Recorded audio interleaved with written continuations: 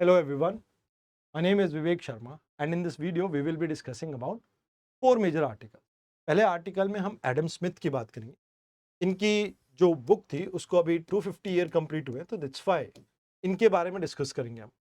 Forest right act के बारे में सेकेंड आर्टिकल में हम डिस्कस करेंगे, जहां पर इलाहाबाद हाई कोर्ट का एक मेजर जजमेंट आया. Then model code of conduct के बारे में डिस्कस करेंगे एंड लास्ट में मेक्सिको सिटी के बारे में डिस्कस. आइए सबसे पहले एडम स्मिथ के बारे में बात करते हैं.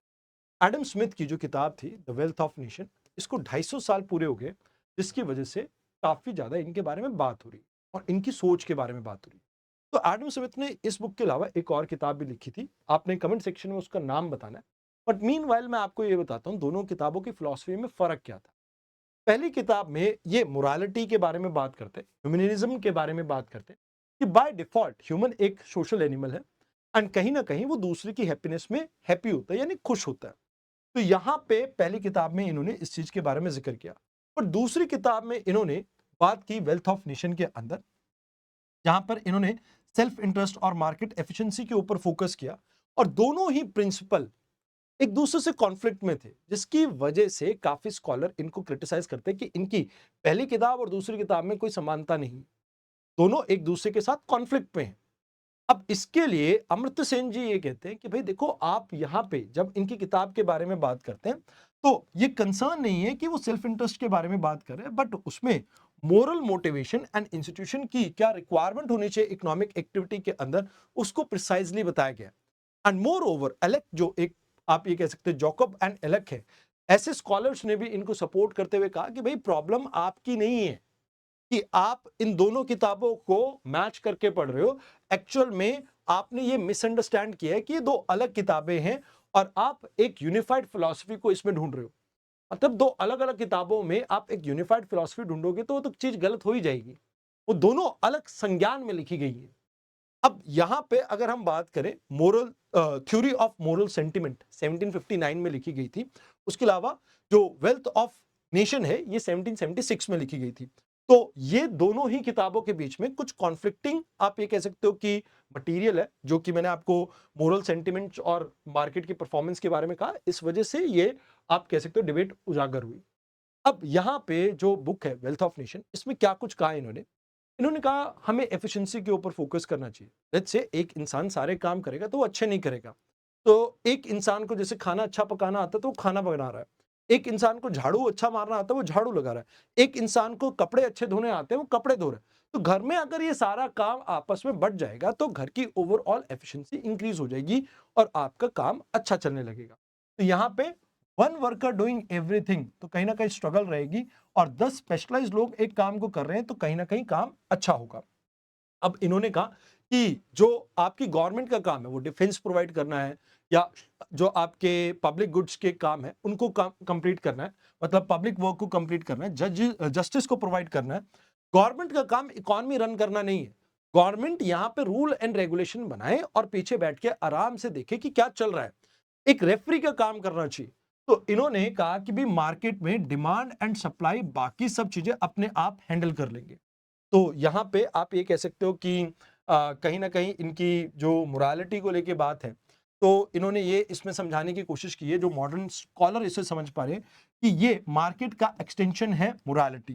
तो यहाँ पे इनकी जो वेलफेयर जो थ्योरिस्ट है, कहीं न कहीं इनके वर्क को कहीं न कहीं क्रिटिसाइज़ करते हैं, बिकॉज़ जो सोशलिस्ट अप्रोच है उसमें इससे विपरीत ये कहा जाता है कि भी गवर्नमेंट को कहीं न कहीं जो डाउन ट्रोडन है, जो सोसाइटी के बिल्कुल लास्ट में खड़े हैं, उनके लिए काम करना चाहिए. तो यहाँ पे पर्सपेक्टिव की बात की जाए तो यहाँ पर कॉन्फ्लिक्ट जो है आपका between the market and morals, तो यहाँ पे हमें कहीं ना कहीं एक कंपैटिबिलिटी को कहीं ना कहीं बिल्ड करना चाहिए. कहीं ना कहीं ये एक दूसरे को कॉम्प्लीमेंट करे, इसके ऊपर हमें फोकस करना चाहिए. सोशली बेनिफिट आउटकम के ऊपर हमें फोकस करना चाहिए, जहां पे गवर्नेंस जो है वो कहीं ना कहीं इक्विटी को प्रमोट करे. एंड होलिस्टिक एजुकेशन के ऊपर फोकस करना चाहिए, जहां पर एथिकल डायमेंशन और ह्यूमनिस्टिक डायमेंशन को भी इकोनॉमी के साथ लोगों को पढ़ाया जाना चाहिए. आइए अब बात करते हैं फॉरेस्ट राइट एक्ट की. अब देखिए 2006 में फॉरेस्ट राइट एक्ट आया था और इस एक्ट के अंदर चार मेजर आप ये कह सकते हो कि राइट्स प्रोवाइड किए गए फॉरेस्ट कम्युनिटी को. तो 2006 में जब ये कानून आया था तो गवर्नमेंट ने हिस्टोरिक अनजस्टिस जो ब्रिटिशर्स के टाइम के साथ चला आ रहा था ट्राइबल कम्युनिटी को, उसको अंडू करने की कोशिश की थी.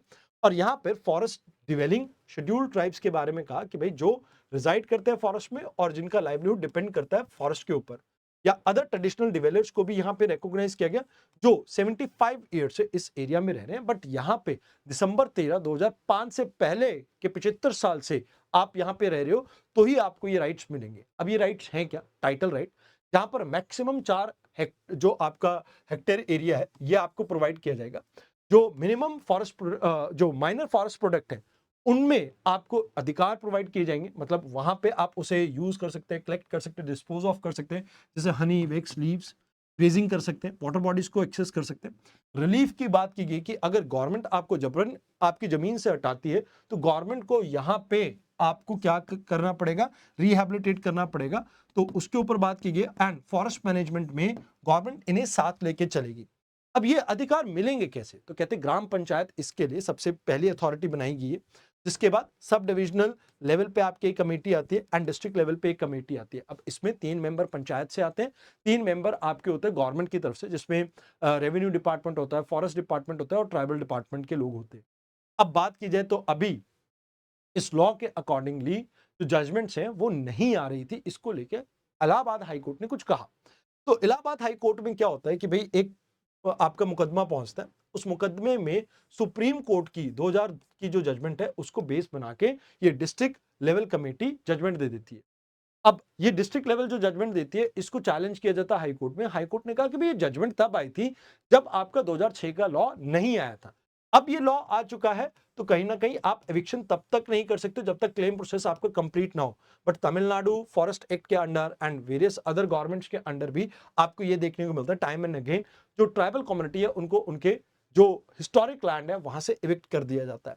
तो कहते हैं कि भाई देखो अभी मेजर गवर्नमेंट ने इनिशिएटिव जैसे प्रधानमंत्री वन धन योजना को स्टार्ट किया था, ऐसे मिनिमम सपोर्ट प्राइस आपकी प्रोवाइड कर रही है गवर्नमेंट। अब इसमें क्या है, माइनर फॉरेस्ट प्रोडक्ट के लिए जो ट्रिफिड है वो आपकी इसको इंप्लीमेंट करती है एंड इसके साथ प्रधानमंत्री जनमन योजना भी आप इसको अंदर इंक्लूड कर सकते हो। बट कहीं ना कहीं इस रूलिंग के बाद एक क्लैरिटी आएगी, कहीं ना कहीं ट्राइबल पॉपुलेशन के जो लाइवलीहुड है उसको हम प्रोटेक्ट कर पाएंगे और जो हिस्टोरिकल इनजस्टिस इनके साथ हुआ है उसको हम ठीक कर पाएंगे। अब बात यहाँ पे आती है कि भाई देखो एडमिनिस्ट्रेशन को थोड़ा सेंसिटिव करना पड़ेगा क्योंकि इनके राइट्स को, क्योंकि हिस्टोरिकली इनके साथ बहुत गलत हुआ है, तो हमें जो डिस्ट्रिक्ट कलेक्टर्स हैं उनको ये समझाना होगा कि भाई आपको सिंपैथी रखनी चाहिए, इनके साथ कंपैशन होना चाहिए, इनकी प्रॉब्लम्स को आप समझो।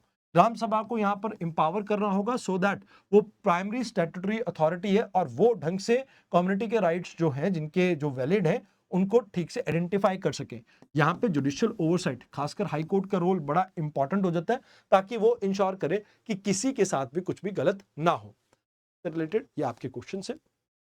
आइए अब बात करते हैं मॉडल कोड ऑफ कंडक्ट की। ठीक है, आपको सभी को पता होगा अभी रिसेंटली एक अमेंडमेंट बिल लेके आई थी हमारी जो प्रेजेंट गवर्नमेंट है, और उस बिल के डिफीट होने के बाद जिसमें वुमेन्स की रिजर्वेशन को जो 2029 में हमारे सेंसस होने 2829 में सेंसस होने उससे पहले उस जो 2011 के सेंसस के बेसिस पे रिजर्वेशन देने की बात की गई थी, एक बिल लेके आए थे उसको लेके। मतलब अभी क्या है कि भाई 106th कॉन्स्टिट्यूशनल अमेंडमेंट के साथ हमने क्या किया, वुमेन्स को 1/3 रिजर्वेशन दे दी स्टेट लेजिस्लेटिव असेंबली और लोकसभा के अंदर। अब प्रॉब्लम यह है कि इसमें आपके लेटेस्ट सेंसस के डाटा को यूज करना है रिजर्वेशन को प्रोवाइड करने के लिए। तो गवर्नमेंट कहती है कि भाई लेटेस्ट सेंसस तो 2028-29 में आएगा इसका डाटा, एंड उसके बाद डिलिमिटेशन बैठेगी तो बहुत लेट हो जाएगा और 2029 के इलेक्शन में वुमेन्स को रिजर्वेशन नहीं मिल पाएगा। तो इस बिल को गवर्नमेंट लेके आती है कि भाई 2011 के डाटा के बेसिस पे हम कॉन्स्टिट्यूएंसीज को डिलिमिट करेंगे और उसके बेसिस पे हम यहाँ पे वुमेन्स को रिजर्वेशन प्रोवाइड कर देंगे। अब इस बिल को डिफीट कर दिया गया था पार्लियामेंट के अंदर, तो जिसके बाद प्रधानमंत्री मोदी जी ने एक मीडिया कॉन्फ्रेंस की और इसके अंदर इन्होंने ये कहा कि भाई महिलाएं अब सबक सिखाएंगी इन ऑपोजिशन पार्टी को। तो इसको लेके ये सारी कंट्रोवर्सी चल रही है। तो एक्चुअल में स्टैट्यूटरी प्रोविजन कुछ भी नहीं है। 1960 में केरला असेंबली इलेक्शन के टाइम पे एक आप ये कह सकते हो कि पार्टीज ने मिलके वॉलंटरी एग्रीमेंट किया था और कुछ नॉर्म्स डिसाइड किए थे। अब ना तो इसकी कोई स्टैट्यूटरी बैकिंग है और ना ही कोई कॉन्स्टिट्यूशनल बैकिंग है। तो मतलब अभी अगर हम बात करें तो वेरियस आपके आईपीसी यानी इंडियन पिनल कोड और code of criminal procedure and representation of people act 1951 के प्रोविजन इसको गवर्न करते हैं। तो अब इसमें क्या कहा जाता है कि भाई जैसे ही इलेक्शन अनाउंस हुए तब से मॉडल कोड ऑफ कंडक्ट लग जाएगा और जब तक रिजल्ट नहीं आता तब तक ये एप्लीकेबल रहेगा। तो इसमें कोई भी पॉलिटिकल पार्टी, उसके कैंडिडेट, यूनियन गवर्नमेंट और स्टेट गवर्नमेंट या गवर्नमेंट फंडेड ऑर्गेनाइजेशन और पब्लिक सेक्टर अंडरटेकिंग, इन सब के ऊपर ये कानून एप्लीकेबल होगा, यानी ये कोड एप्लीकेबल होगा। अब इसमें क्या कर सकते हो और क्या नहीं, तो सबसे पहले कहते हैं कि भाई आप हेट स्पीच नहीं दोगे। कोई भी पार्टी, उसका कैंडिडेट किसी भी तरह की हेट स्पीच कास्ट और कम्युनिटी के बेसिस पे नहीं दे सकता। दूसरी चीज, यहां पर पॉलिसी के ऊपर फोकस किया गया, नॉट पर्सनालिटी, कि आप जाके किसी लीडर के बारे में कोई एलिगेशन नहीं लगाओगे अनटिल और अनलेस आपके पास कोई प्रूफ ना हो। एंड अगर आप पॉलिसी के बारे में क्रिटिसाइज करते हो, इट्स ओके।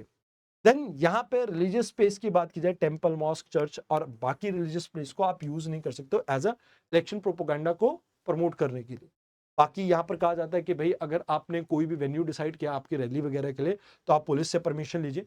अगर आपके जैसे दो या दो से अधिक कैंडिडेट एक ही एरिया में रूट में प्रोसेशन लेके जा रहे हैं, तो यहाँ पे आपको एडवांस में ये इंश्योर करना होगा कि आप पुलिस को इन्फॉर्म कर दें और क्लैश जैसी सिचुएशन ना यहाँ पर पैदा हो।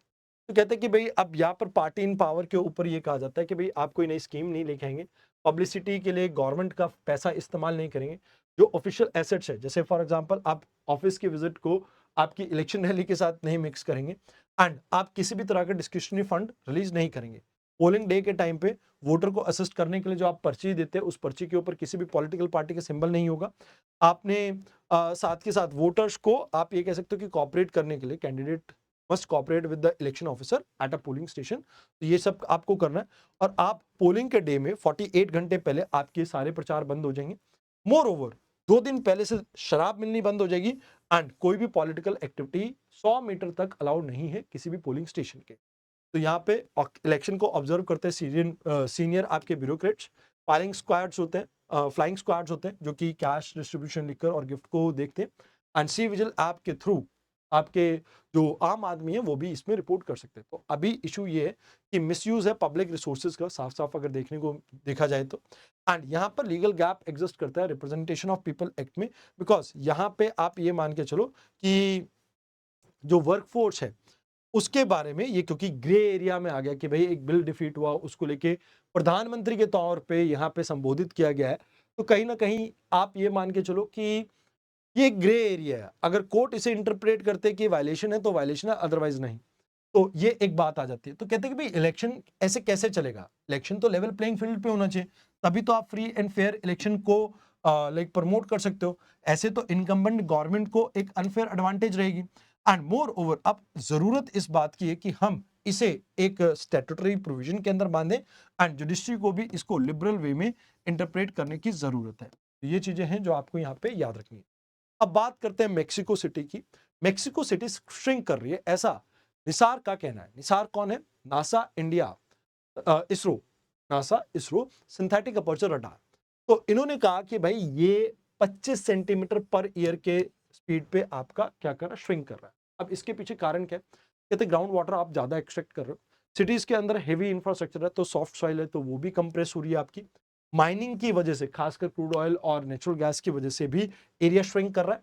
एंड बाकी ये टेक्टोनिकली एक्टिव प्लेट के एरिया में आती है, बट इस वजह से भी आपको थोड़ी प्रॉब्लम देखने को मिल रही है। यहाँ पे आपकी ड्रेन जो है ऑर्गेनिक सॉइल की, वो भी लाइक जो पीट लैंड आपको देखने को मिलते हैं, वेटलैंड्स देखने को मिलते हैं, और ड्रेन एग्रीकल्चर यहाँ पर जो यूज की जाती है, तो उसकी वजह से भी थोड़ी लैंड की सब्सिस्टेंस यहाँ पे देखने को मिल रही है। कहते हैं इसके असर क्या होगा? डैम सब्साइड करेगा तो फ्लडिंग की प्रॉब्लम इंक्रीज होगी। जो आपने पाइप्स, मेट्रो वगैरह का जाल बिछा रखा है उसको डैमेज कर सकता है। एडिशनली अगर आप देखें, क्योंकि अब लैंड लैंड आपका श्रिंक कर चुका है, तो यहाँ पे आप ये देखेंगे कि जो पानी की होल्डिंग कैपेसिटी है एरिया की, वो भी डिक्लाइन कर जाएगी। More over drainage pattern change हो जाएगा, जिससे कुछ एरिया में फ्लडिंग होगी और कुछ एरिया में ड्रॉट लाइक सिचुएशन जनरेट होगी।